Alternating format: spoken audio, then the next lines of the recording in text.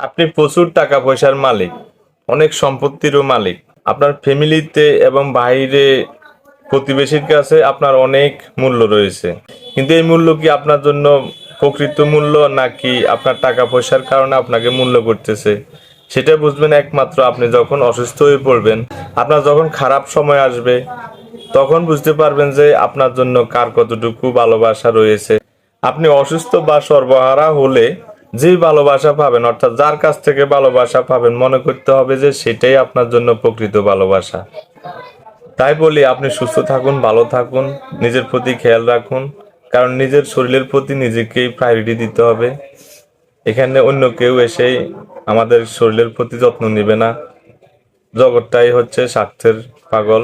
তো সবাই ভালো থাকবেন, সুস্থ থাকবেন, নিজের প্রতি খেয়াল রাখবেন। হেলথ টিপসমূলক ভিডিও পেতে হলে আমার চ্যানেলটি সাবস্ক্রাইব করে পাশে থাকবেন। আসসালামু আলাইকুম।